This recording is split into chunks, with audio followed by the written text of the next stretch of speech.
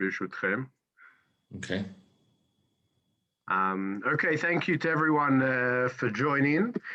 It's been quite a nice gathering, this entire Kibble V'Kibble project, which brought together educators from across Manchester and even from Israel to teach and learn together in the community Megillat Esther, and it's been very, very successful. And really a lot of thanks go out to the educators who put in the time to prepare. In these times, it's very, very difficult to do so, and all the more so obviously for the tzibur who are able to join. And this evening we have Rabbi Andrew Shaw, who's the CEO of Mizrahi UK.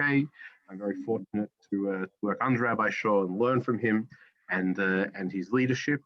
And we're very, very happy that he can join us to bring this kind of project to a close with a look at the dating of Megillat Esther. Thank you, Rabbi Shaw. Thank you, Rabbi Ari. And before I start, I think it's only fair to say that when we started Mizrahi about 5 years ago, and I came to Manchester and had a meeting with a few Balabatim, it was desperately obvious that something needed to be done about the education in Manchester. And huge credit to the committee, to Rav Peller's originally, and of course now to Rav Ari and Laura, who really have lifted Mizrahi Manchester to new heights, and please God will continue to. We've got another shliach just started in Hale, working for the community, and please God next year some more shliachim open to bring. So really, Manchester is a happening place for Mizrahi, and we're delighted to have the leadership of Ari and Laura sort of looking after us there. And shkoch for this wonderful project and all the learning you do, all the projects you do, and hopefully once we get back live, even more will happen in the wonderful work that you are doing in Manchester. So yeah, so basically, take my watch off just to check. I don't want to overtime. But basically, I'm going to speak to around about 40 minutes, and then any questions people have about this area, which is quite a fascinating area, and it's an area that I've really been fascinated in for many years. And obviously, Purim is a major part of this fascination because, in essence, I could start this year with an obvious question to you all. You don't have to answer that. Why? What's today's date? Again, the month and year, make it easier. Everyone would say it's Adar 5781, obviously. I mean, everyone knows that. And the question is it? Well, how do we work out 5781? Where is that from? And 5781 is from the birth of Adam HaRishon. It's not from the creation of the world.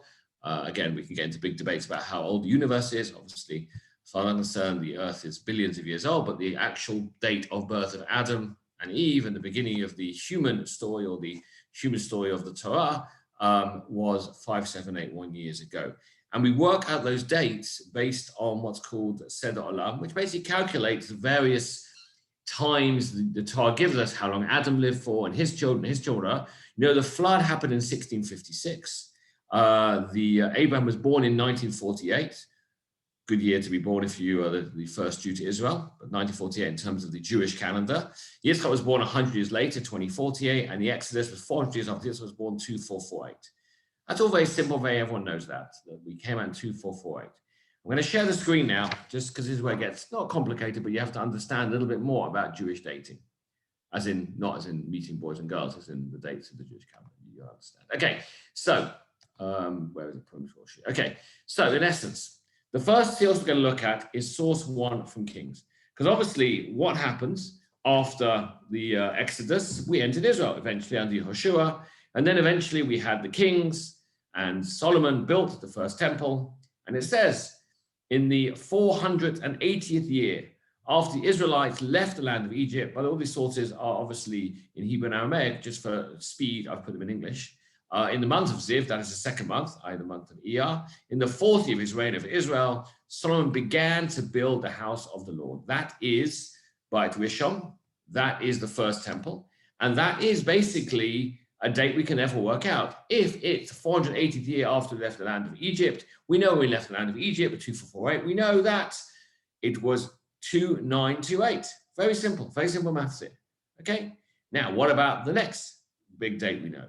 We have to look at the Gemara for this. The Gemara of Avodah tells us a very interesting idea. It says, up over the Second Temple period, when high priests were frequently replaced, the Gemara cites Rabbi Bachana said that Rav Yochanan said, what's the meaning of that which is written? The fear of the Lord prolongs days, but the years of the wicked will be shortened. Okay, from Mishlei. And what's that in reference to? The fear of the Lord is the first temple. stood for 410 years. Only 18 priests served, so on and so forth. But the years where it could be shortened is the second temple by Sheni, which stood for 420 years. Okay? Which over 300 high priests served. Fine. So with that information, just come back. With that information, we now know the first temple was destroyed in 3338, based on that Gemara. Second temple was consecrated 70 years later, 3408. And the second temple was destroyed 420 years later in 3828. Okay, again, no one seems to have a problem with that. That seems very nice and very obvious. The question now is, we know this year is not just 5781, but it's 2021. Do we know any of these dates in our calendar, as in the secular Gregorian calendar? And the answer is, well, just work it out. If we know that 3828 was when the second temple was destroyed, that was 70 CE, we can then work out, how it works out. And it works out obviously fine. But if you say that 3828 was a second temple destruction, which we do, that's how we just worked out very clearly from Jewish sources, the first temple was destroyed in 421 BCE. That's what it works out as. That's what the Jewish texts tell us. First temple destroyed 422. Second temple destroyed 3828, which was 70 CE, because we have to work out the times of it stood for 420 years. The question is, how do we have a date of 586 BCE? Because that's what I was told in school when I learned as a kid. The first temple was destroyed in 586 BCE by the Babylonians, and the second temple was 70 by the Romans. So the second temple we all agree on. But the first temple, there's a real difference. Scholarly texts say 586, Jewish texts say 422. There's a difference of 164 years here. That's a bit of a problem. And if you actually look at how that problem is compounded, you'll see how we, and we the Jewish nation, understand it. So I'll show you. Back to our source sheet. Okay, so we saw the Gemara. Now look at the Gemara later. Oh, I've skipped it. I want to show you that. Oh, it's going to ruin everything for me. And everything will be there. Okay, here we go. The third source. Okay, the Persian Empire, which ruled the world before the construction of the temple, continued to do so for 34 years in the presence of the temple, i.e. after the temple was built. Greek Empire ruled for 180 in the presence of the temple. Hasmonean dynasty ruled for 103 years in the presence of the temple. And Herodian dynasty likewise ruled for 103 years. From this point onwards, you can go and calculate the date on which an event occurred, how many years it happened after the destruction of the temple. So the understanding of that is that we had three nations or three time periods after the first temple destruction: Persian Empire, Greek Empire, and Roman Empire, which was both Herodian and Roman. Okay, Hasmonean and Herodian. That's a Greek-Roman Empire. But basically, the understanding is there were four nations or four exiles: Babylon, Persia, Greece, and Rome. And the whole first temple, second temple time period was those four nations. The Babylonians destroyed the first temple, then Persia conquered Babylon, then Greece conquered Persia, and Rome conquered Greece. The question is, when did it happen? It happened in that order, but according to this Gemara, it happened 34 years after the temple was destroyed, was basically when the Greeks came along. Now, if we understand that as what the Jewish chronology says, and it's 422 that it was destroyed, then you have the 70 years of, the exile, 352. Then you're then going to have 35 years later, around about 317 BCE, you're going to have the Greeks. And in essence, yes, that's what we think. We know around 315 BCE, that is when Alexander the Great took over from the Persian Empire and so on and so forth. The problem is that's 34 years, because that's not what the scholarly record says. The scholarly record, as in the archaeologists and the scientists, whoever it is, say the Persian Empire that took over from Babylon did not last 34 years, it lasted over 200 years. And this you will see from source 4 is the scholarly timeline. So this is what the world thinks, in contrary to what the Gemara thinks. The world tells us from, by the way, evidence of renown, cuneiform tablets, writings, papyruses, everything. No one today in the non-Jewish world, in the educational world, questions any of these dates. This is what happened. Cyrus the Great, 559, then Cambyses, Darius the Great, etc. All these kings. The Gemara and Daniel, the book of Daniel, only mentions 4 kings. You can see here, 559 to 332 is not 32 years. It's a lot more than 32 years. And the understanding is this is where the controversy comes. This is where the difficulty comes. Because in essence, there's a missing 166, 167 years between the chronology of the world and the Jewish dating. So the question is, what's happened here? How has the Jewish community literally missed out, seemingly, a century and a half of history? Or how has the non-Jewish world done what it's done? This is a tremendous problem of dating. We haven't even gotten to Purim yet, but you'll understand that Purim falls right in the middle of this mess. That's why, to answer this question, to answer when did Purim happen, we have to understand this whole conundrum of dates, what's called the Seder Olam chronology, and the classic chronology, or the architecture, or the archaeologist chronology, the one that everyone holds today. Okay, hopefully everyone is with me at the moment with the question. So there are many approaches. I'll leave that up there for the moment. Many approaches, so you can see that screen. There are many approaches to the missing years. The first thing to point out, and this is interesting, it's 5781. Those years are based on Seder Olam. So if we happen to think that the dating, the missing years actually happened, and we'll get on to what that means, the actual date today could be 5948 or later, because it's 5948 since Adam, because there's these 165 years no one counted. So add them onto Seder Olam, you get to a much closer date. It's interesting, by the way, but when we say, when you do weddings today, and we have the Ketubah, we say, Leviat Olam, the date, B'monin Kan, according to the manner of which we count, meaning we're saying that we count the year as 5781 based on our calculations that we had in the Gemara. That's how we count it. That's the date as far as we know as we count it. Doesn't mean it's the actual date since the creation of Adam. We don't know. And that's the interesting thing. But it has no halachic real significance because in essence it doesn't make a difference. It makes a slight difference in terms of things like Shemitah, whatever, but we'll come to that maybe later on. But there are 3 major approaches to try and solve this conundrum. What's a conundrum? The Torah's approach, or the classical approach, says that the temple was destroyed in 422. The scholarly approach says it's destroyed in 586. 164 years difference. What's going on there? The first one to do is you reject the secular in favor of the rabbinic. This was done many times in history.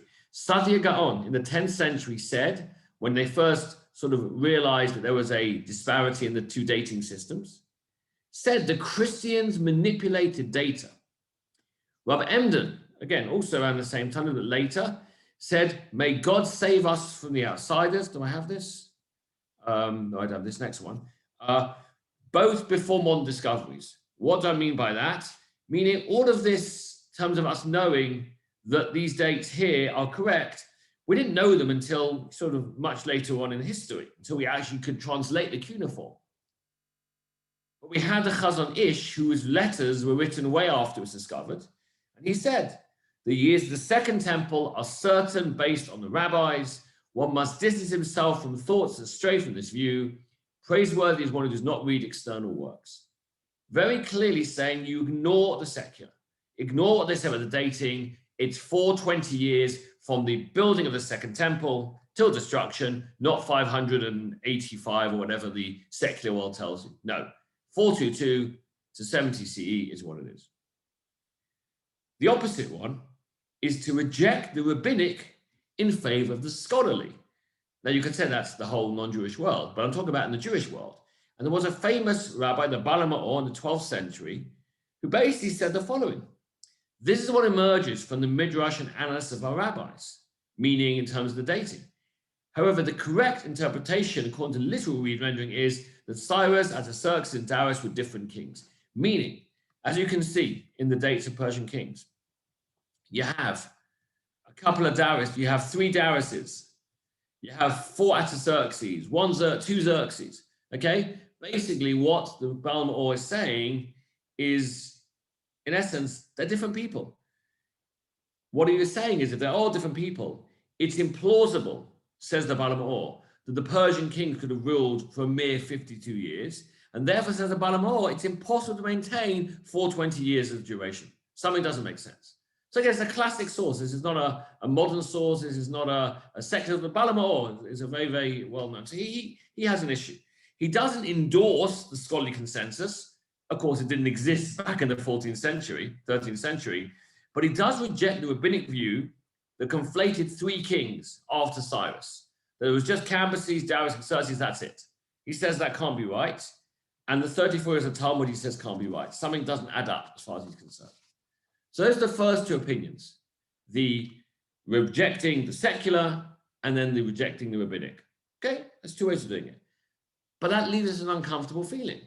Because obviously we're not comfortable with rejecting the rabbinic. And we're not comfortable rejecting the secular. We want to try and have our cake and eat it. We want to believe in both. So then there's a third way, and that's called synthesis, trying to bring them together. Now, there have been some traditional scholars who proposed that the rabbis knew and accepted the conventional chronology, but obscured it for some reason. The most famous one who says this is Rav Shimon Schwab, who was the leader of the German Jewish community in Washington Heights till his death in 1995. He maintained the rabbis had intentionally obscured the missing years in order to dissuade anyone from calculating the time of the coming of Mashiach. Basically, the idea is 6,000 is a lot of the rabbis said that's when Mashiach will come, and obviously if you add on the years, you get closer to it. So he said that they want to do that. Now, his paper, you can read it. It's a 20-page PDF. Just search for Rav Shimon Schwab chronology. You can read it. It's a fascinating read. And basically, his idea was that, in essence, the Gemara isn't lying, because what it means, the 420 years, he says, the way he does it, it's beautiful. He says, yes, they were sent back by Darius to rebuild. They kind of dedicated something, but that really wasn't the rebuilding of it. It was only years later when Ezra came back and actually they probably built it. That's when we're talking when that the Gemara says 420 years, it's from that point. So again, he does, in essence, square the circle in a very unique way. It's still strange, of course, why the rabbis, just kept this skip and just do that. But he says there's a mystical reason. There's another fascinating synthesis analysis done by my old colleague, we grew up together, Rabbi Alex Hall. Rabbi Alex Hall was a friend of mine in Kingsbury growing up. He's now a chashav Rav, and his whole family are tremendous Rebbeim. Diane Hull is the Diane of the Federation here in London. And he says, again, his book is called The Missing Years. You can get it. It's Urim Publications. It's a real fascinating read. And he has the idea that there were these kings. Okay? What does he say? He says these first 4, that's who dealt with the Jewish people. And he holds by the original dates. Now, I haven't put the original dates in here in terms of the scholarly dates. I mean, as in said Olam's dates. But in essence, remember, you're talking here, this is 160 years. So this one here is around about, 300 or so and so forth BCE.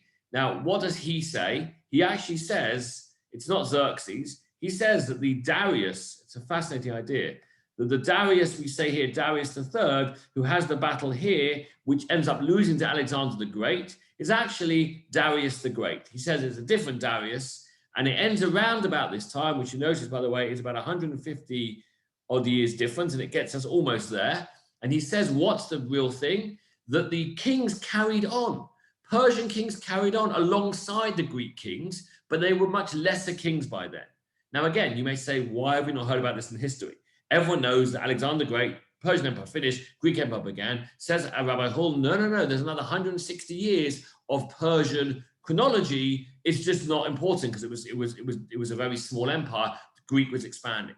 It's a fascinating theory, and again, as I said, I don't want to comment, but I think it's really tremendous that he has tried to very much synthesize and work out the problem to say, I believe in the chronology of the studies. And he, by the way, he quotes so many of the Elephantine Papyrus and this one, that one. He's certainly au fait with the scholarly record, but he also wants to say a lot to the Gemara. It's an interesting one. Not everyone agrees, obviously, how he's done it in Jewish circles, but it's fascinating. The question is, therefore, what about Purim? How does Purim fit in with all of this? Obviously, we know Purim happens after Beit Rishon was destroyed. We know that. We know it happened after Beit Rishon was destroyed. It happened after. I'm going to talk, by the way, at the moment in terms of the scholarly thing because it's just easiest. We know it was after 586 BCE. The question is how long afterwards? And there are three opinions. Surprise, surprise. From Jewish approaches, when it is. Two of them are within the Jewish tradition, with one of them being much more prevalent. Okay? The first opinion, according to the Seder Olam and the majority opinion in Chazal, Achashverosh was the Persian king immediately after Cyrus the Great, but before Darius. If you look at our list here, that means that Cambyses was the Achashverosh of the Megillah. Of course, your first question is, but he's called Cambyses. He's not called Achashverosh. Okay. By the way, Rabbi Holt talks about that, and it's a fascinating idea that he says about in terms of every king was called Achashverosh. It was like the pharaoh, and then they had their name. It's an interesting one. Not everyone agrees with him on that, but it's an interesting idea. But the idea here is that it happens, therefore, after the destruction of the first temple, but before Shivat Zion. Because look at when Cambyses was. When's that happening? That's happening within the 70 years of the destruction. 516 was when we began to rebuild the second temple. The first stones were placed down, and obviously Rabbi Schwab says 160 years after that we really started building it, but that was the beginning of the start of it. And therefore, Purim happens around that time, just before we go back. And therefore, the events of the Megillah, according to this shita, according to this idea, catalyze a major Aliyah movement. According to Chazal, Ezra's Aliyah from Bavel took place only a few years afterwards, during the 7th year of the reign of Darius, who basically the Chazal identify that with Artashta, which is Artaxerxes, which is down here, which would be about 510 BCE. Okay, so again, it doesn't quite work out according to this thing here, because Artaxerxes is many years later. But again, as I said, when you're looking at the dating of Chazal, it doesn't fit in with this dating. You have to really have to really understand it. But this is one opinion. The Purim happens in around about 520 BCE during the reign of Cambyses. And by the way, one of the issues of this idea is that the Purim story itself takes 12 years. The reign of Achashverosh is at least 12 years long, from the start of it to the end of it. The Purim miracle is right at the end of it, and that is what we're saying happened in 520 or 520, because obviously Cambyses only reigned for 8 years. So how can it be that he was? Again, there's different answers given in the classic one, but in essence, the Megillah, according to Chazal, had a major effect on the rebuilding of the temple and the return to Zion. That's one opinion. Second opinion, and this is according to most historians, secular historians and Jewish historians, and a minority opinion in Chazal. Okay, Pilkei Rebbe Eliezer says this, Tzurek Mashrim says this, but it's a very minority opinion. That actually, Achashverosh was the Persian king who succeeded Darius and is called Xerxes. And one of the reasons why Xerxes is by scholars makes sense is because Xerxes, the way it's written in Persian, basically sounds like if you said it in Hebrew, it would sound like Achashverosh. I can't remember the exact sort of thing. And therefore, according to this opinion, when does Purim happen? Purim happens 480, around about 470 in the reign of Xerxes. What's happened then? And again, we can just see this time. Now, Rafi Zaran will help me a lot with this. You can see. Okay, this is from Rafi's timetable. 586, Temple destroyed Babylonians. 550, this is the scholarly approach. Cyrus conquers Media. 539, he permits, that's from Daniel, exile Jews to return to Jerusalem and rebuild the temple. Ezra says that. Cambyses, Darius the Great, and then finally, this is slightly off, by the way. I don't know why. I should fix the spacing. The major building happens during the reign of Darius, who sends us back. And the Purim story happens actually in around about here, 470 CE. So it should be move up there. Then we have Ezra and Nehemiah, and then we have the Untitled Chapter take us through to when the Persian Empire finishes. If you notice here, it says, and we'll come back to this, from Cyrus here to Artaxerxes here, there is local opposition to a building of the temple. Okay, throughout this time, people locally, the Samaritans and others, stop the Jews or protest about the Jews doing what they're doing in terms of the building. So therefore, according to this opinion, i.e. the scholarly opinion, Purim is a very different story. What happens here? This takes place 2 decades after we've returned to Israel. A new volume cast after that, but the question is, what's happening? We'll come back to it, why this actually does make an interesting discussion. That it happened in 470 BCE, not 520. Josephus gives a third opinion, which most scholars and all Jewish sources disagree, that Artaxerxes Achashverosh, Purim took place in 425. So, with that in mind, we can now have 6 dates for Purim. Okay. Obviously, 2 of them have to go. Why? Because traditional dating would put those 2 dates, the 474 and the 425, within the Greek era, 308 and 259. So we're left with 4 possible dates for Purim. The first one is 519 BCE, during the 70 years before we went back to Israel. Rabbi Schwab says that.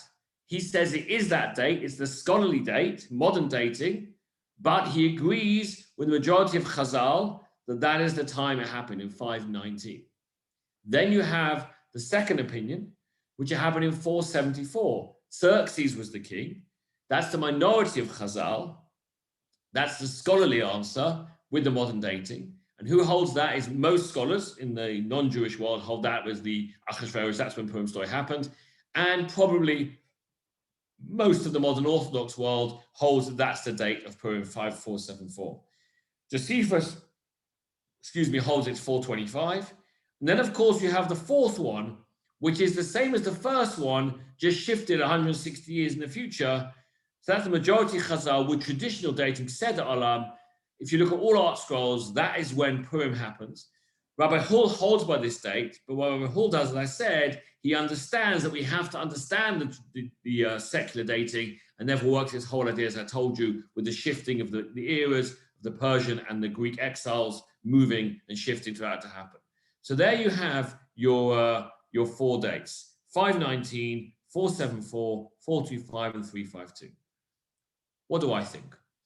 I don't know, actually. And again, as I said, most things, it doesn't really matter when it was. What matters that it was. But if I look at the 474 one, if I look at the minority of Chazal and the one that all major scholars go for, it does make a lot of sense to me for various reasons.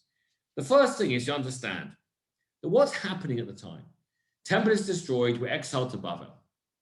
Then what happens? We have 70 years in exile, and eventually the Darius allows us to go and return to rebuild. But we didn't all go back. Okay, we had the opportunity to go back, but most Jews stayed in Babylon. Again, you can think of modern times. That 1948, when Israel became a state again, most Jews have stayed in the diaspora. They haven't flocked back to Israel.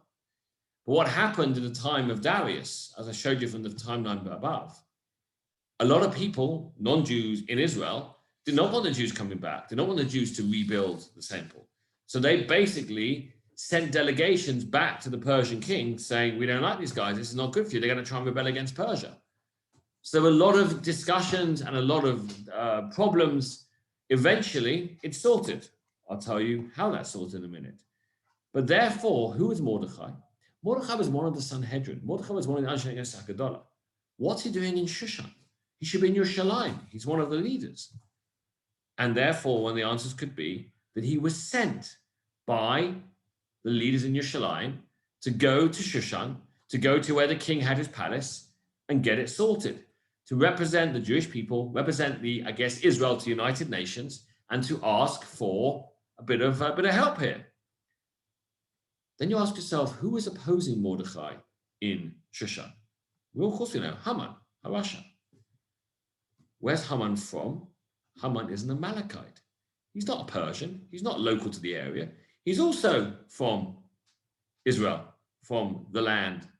And therefore, it seems like it's some sort of mission. He's also sent back to Persia to get in with the king and to make sure the Jews don't carry on their building.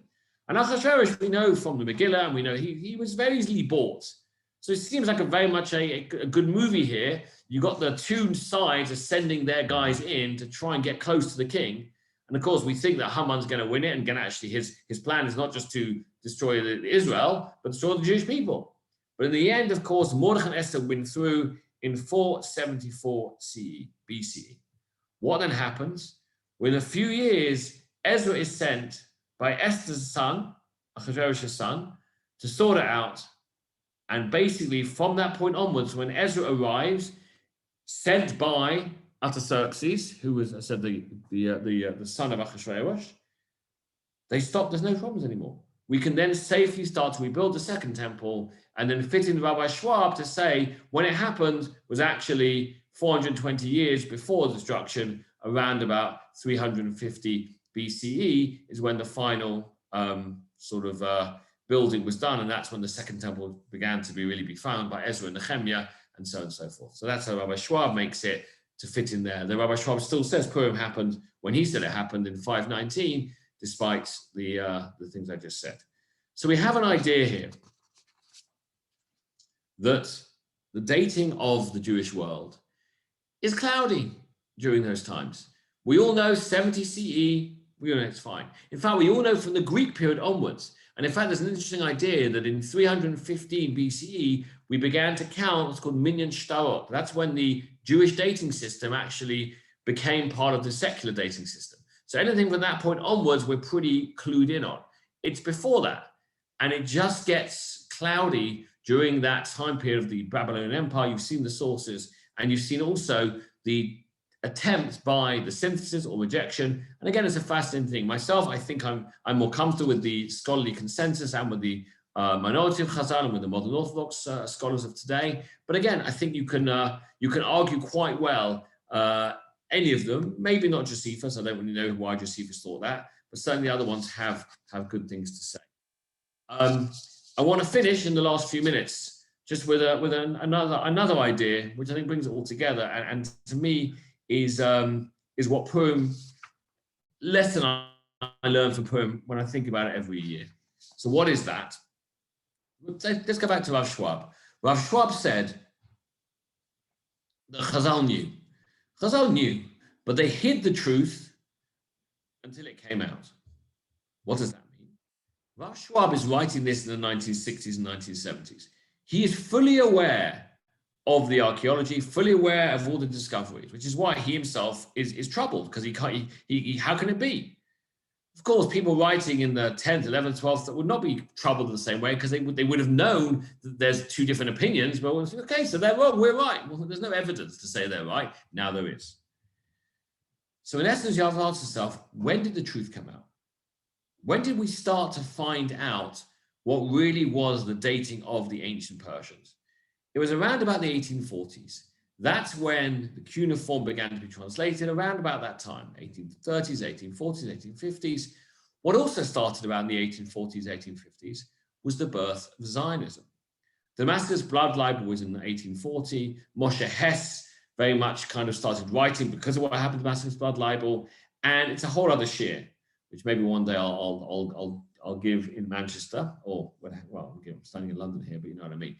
In terms of the whole history of the visionaries of modern Zionism, it's an amazing, amazing story. But in essence, 1840, everything began to change. Suddenly, our nation began to dream once again of returning to Israel. Now, if you remember what I said at the beginning of the shir, according to Rav Schwab, who said the hidden till the truth came out, if that's the case, what year are we actually living in? So if it's 5781, it's approximately now around about 5948. And we have the idea of 6,000 years to Yom HaMashiach. And there's an idea very much within the Mizrahi world that we're living in miraculous times. that we are living in Reshit Smichat Gulatenu, the beginning of our redemption. When you look at the time period we're living in now and the incredible, Israel today, not only is it now leading the world in vaccines, it's done incredible things for the Jewish people. But we have a situation now that in the last X many years, it's to us clear that we are coming close to the Gula. We're coming close to the redemption of Israel. We've begun that process with Israel in 4867. Now, there's an idea within Halacha, or the idea of, firstly, the 6,000 years, that the 6,000 years is 1,000 years is a day. So Sunday is 0 to 1,000, Monday, and therefore why 6,000 Mashiach? Because that's the start of Shabbos. Shabbat starts from 6,000 to 7,000. That'll be the years of Mashiach. Fine, very nice. But if you think about it, when Shabbat, can you bring Shabbat in early? And the answer is you can. You can bring Shabbat in early. How early? Well, in the height of the summer, when we really want to bring early, especially in Manchester, because Shabbat's going to like 9:30, 10 o'clock, certainly in Glasgow, you can only bring it in as early as Plug HaMincha, 10 and 3/4 hours into the day. That's the earliest time. If you therefore look at the calendar of the 6,000 years and say in those 6,000 years, when's the earliest time we can bring in Shabbat? You calculate the year and apply that year to the secular calendar. The year that is the earliest time that Mashiach could have come, or Shabbos would have come in, is the year 1967.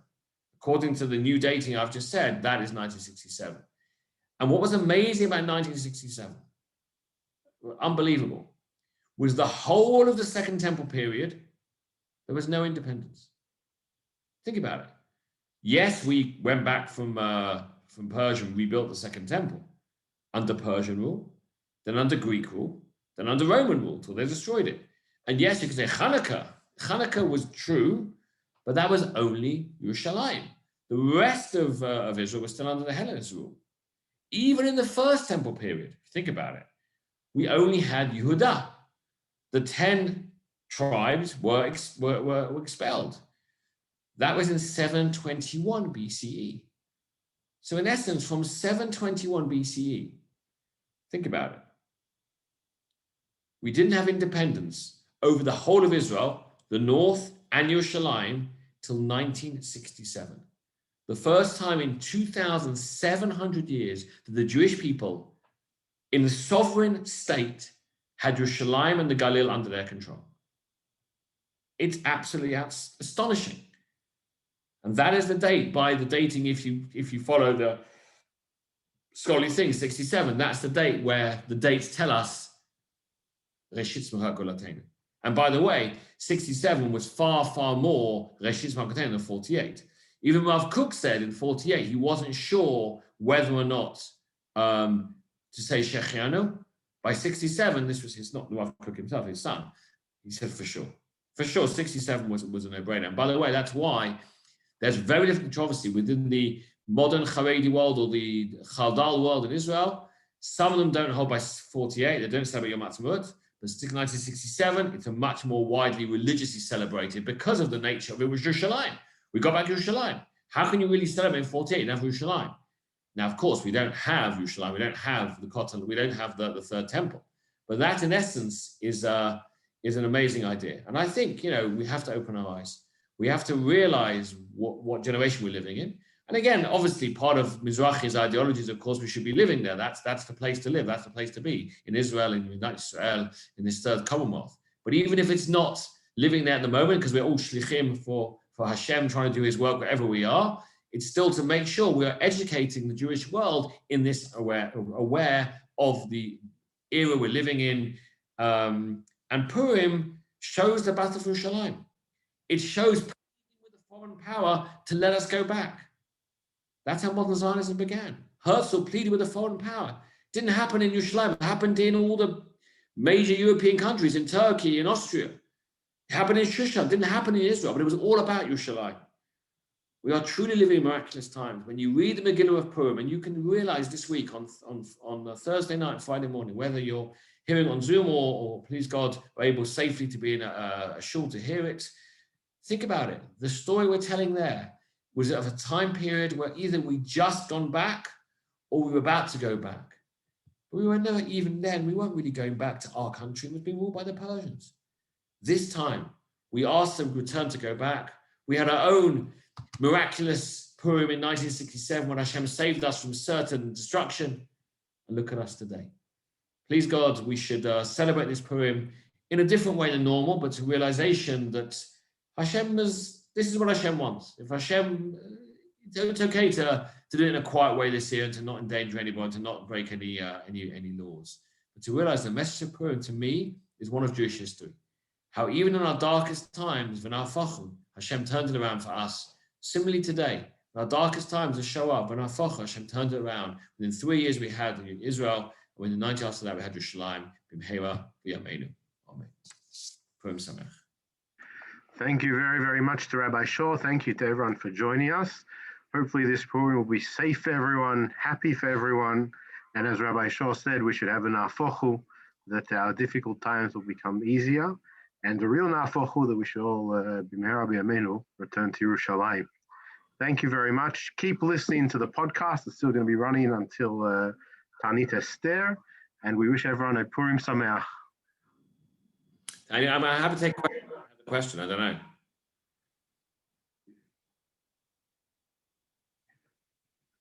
know. Could you let us have your email address? Yes. Oh, yes. It's very easy. Rabbi Shaw